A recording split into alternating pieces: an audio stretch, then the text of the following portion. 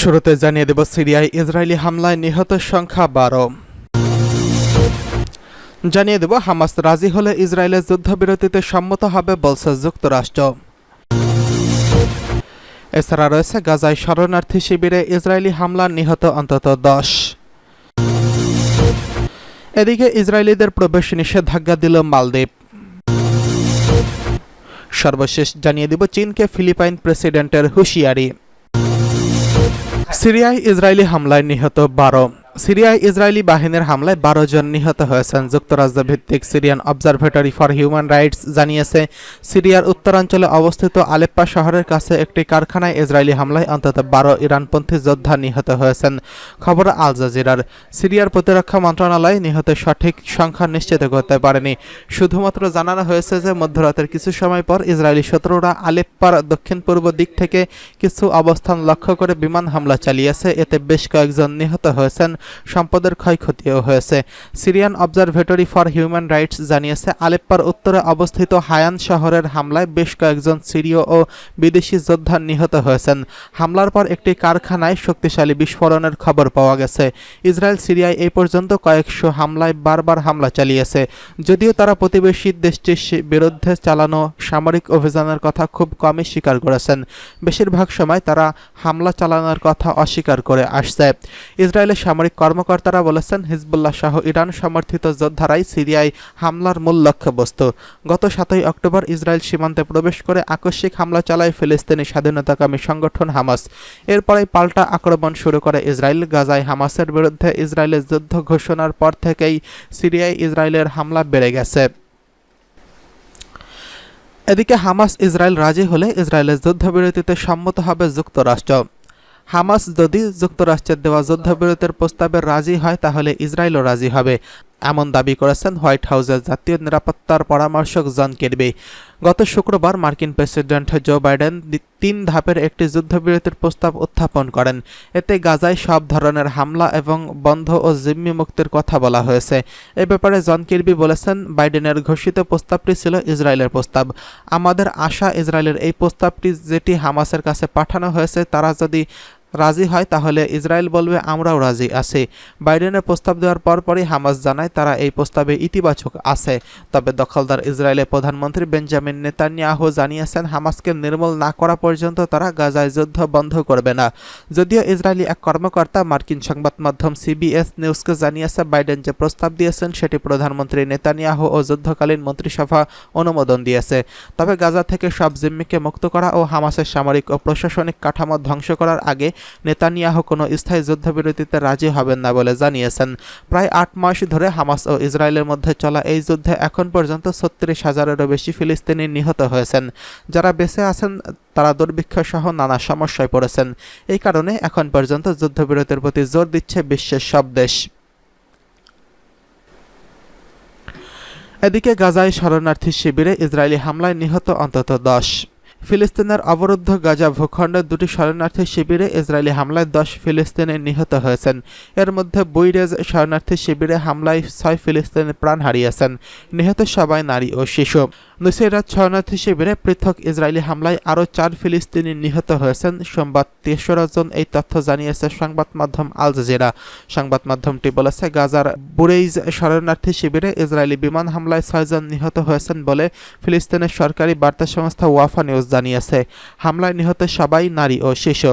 এদিকে হামলায় নিহত 6 নারী ও শিশুর লাশ দেইর আল বালাহের আল আকসা শহীদ হাসপাতালে নিয়ে যাওয়া হয়েছে বলে স্বাস্থ্য মন্ত্রণালয় সূত্রে ওয়াফা নিউজ জানিয়েছে। এছাড়া হামলার পর উদ্ধারকারীরা এখনও বেঁচে যাওয়ায় তাদের খোঁজে ধ্বংসস্তূপে তল্লাশি করেছে।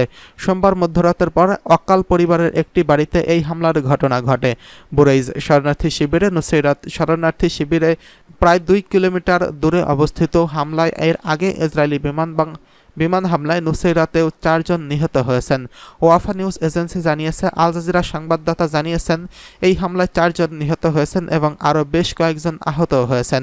এদিকে গত বছরের অক্টোবর থেকে গাজা উপত্যকায় ইসরায়েলের চলমান আক্রমণে নিহত ফিলিস্তিনিদের সংখ্যা বেড়ে কমপক্ষে 36,439 জনে পৌঁছেছে বলে রোববার অবরুদ্ধ এই ভূখণ্ডটির স্বাস্থ্য মন্ত্রণালয় জানিয়েছে।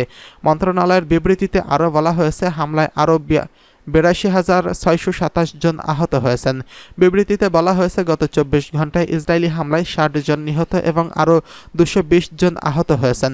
অনেক মানুষ এখনও ধ্বংসস্তূপের নিচে আটকা এবং রাস্তায় আটকে আছেন, কারণ উদ্ধারকারীরা তাদের কাছে পৌঁছতে পারছেন না।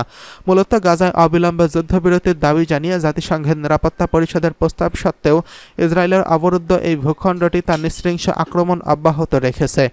উল্লেখ্য, গত ৭ অক্টোবর হামাসের নজিরবিহীন আন্তঃসীমান্ত হামলার পর থেকে ইসরায়েল গাজা উপত্যকায় অবিরাম বিমান ও স্থল হামলা চালিয়ে যাচ্ছে।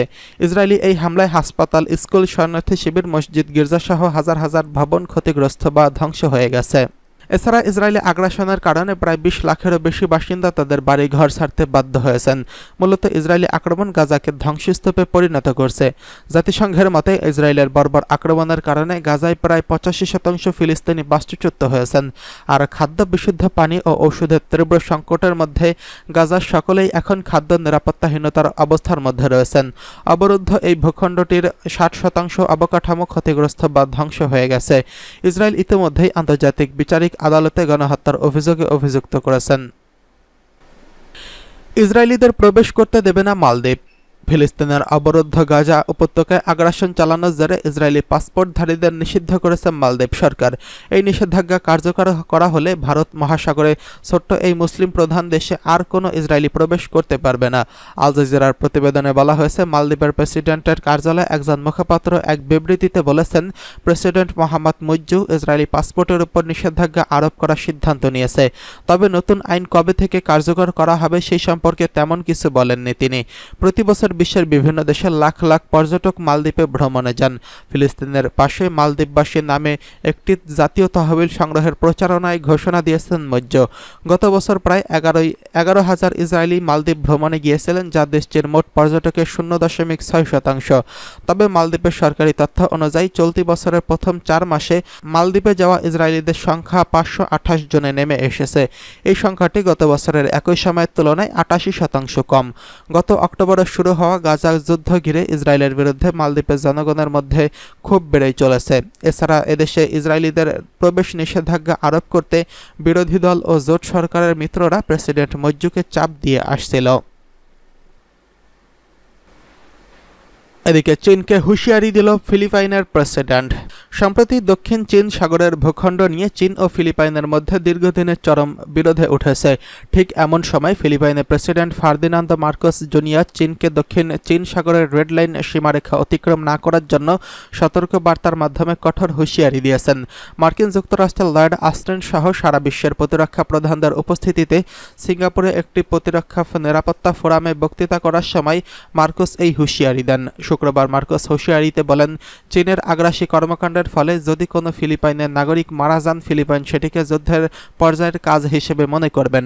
এমন কাজের জবাবে ফিলিপাইন সেভাবেই দেবে। এই ফোরামে বিশ্বের বিভিন্ন দেশের প্রতিরক্ষা প্রধানরা অংশ নিয়েছেন, যার মধ্যে যুক্তরাষ্ট্র ও চীনের প্রতিনিধিরাও ছিলেন। চীনা টহল জাহাজ থেকে ফিলিপাইনের নৌকা ও সরবরাহকারী জাহাজগুলো জলকামান নিক্ষেপের অভিযোগ করছে ম্যানিলা। বেইজিং বলেছে তারা তার সার্বভৌমত্ব রক্ষা করছে। শীর্ষ সম্মেলনে একজন চীনা সামরিক মুখপাত্র ফিলিপাইনকে উস্কানি দেওয়ার অভিযোগ আনেন।